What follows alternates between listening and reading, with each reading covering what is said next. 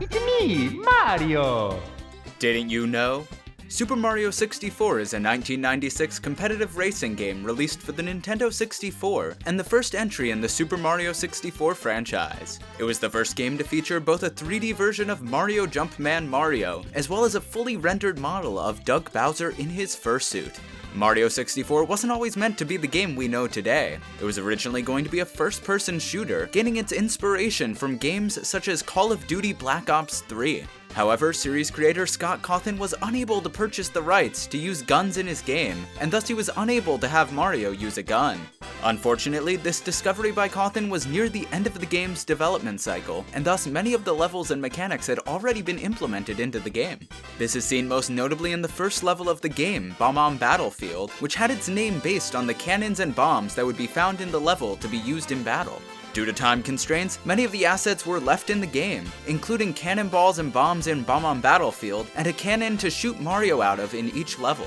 Speaking of cannons, one notable aspect of Mario 64 is the addition of a non-playable Yoshi at the top of Peach's castle, only accessible through a cannon that opens up once the player obtains all 120 stars in the game. This surprised many fans at the game's launch, as Yoshi was rideable in the previous Mario game, Super Mario World. The reason why Yoshi was unrideable in Mario 64 was due to complaints by PETA following Mario World's release, who found the mechanic of having Mario punch Yoshi to extend its tongue to be disturbing in nature. This resulted in Cawthon releasing an official statement on the matter after Mario 64's release. You guys should know by now that I've never been good with animals. Honestly, I couldn't care less about these PETA guys, I just don't want my image ruined. I'll make Yoshi playable in the remake though, that'll show them. 8 years later, once Yoshi was revealed as a playable character in Super Mario 64 DS, a PETA executive reportedly went on a rampage in one of their animal shelters, screaming about the horrors of cartoon violence while he was putting down recently caught stray dogs. For years following Mario 64's release, fans speculated about the secret inclusion of Luigi in the game, due to a statue in the castle courtyard that read, "L is real." This was later seemingly debunked when ROM dumpers sifted through the game's code and found no models of Luigi in the game. However, what you might not know is that this was a reference to another N64 game in development, The Legend of Zelda Ocarina of Time. The true meaning of the sign was actually Link is real, and fans would later find that a fully playable Ocarina of Time model of Link had been put in Mario 64 itself. This is even referenced later in Ocarina of Time, which contains the same stone tablet in Dodongo's Cavern. The level Cool Cool Mountain is infamous for a speedrunning trick that can be performed in it, known as the Penguin Jump.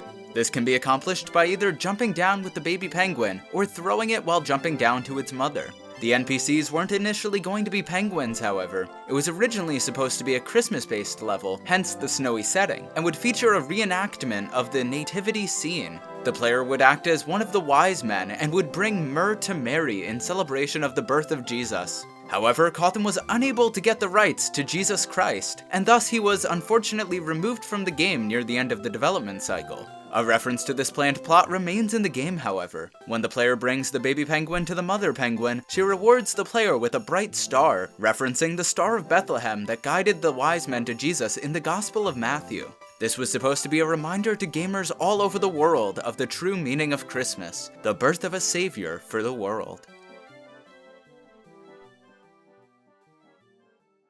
Did you also know that the text font of the Mr. Saturns in Earthbound would later go on to inspire the creation of the popular Windows Notepad font, Wingding?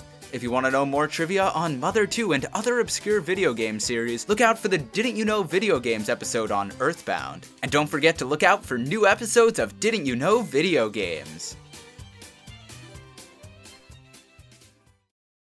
Hey guys, and welcome back to N-Slate. I'm just gonna jump in immediately to the question of the day. Do you guys prefer the original Super Mario 64 or the DS remake, and why? I actually used to casually speedrun the DS version, and I practiced a lot of the clips to Bowser in the Sky.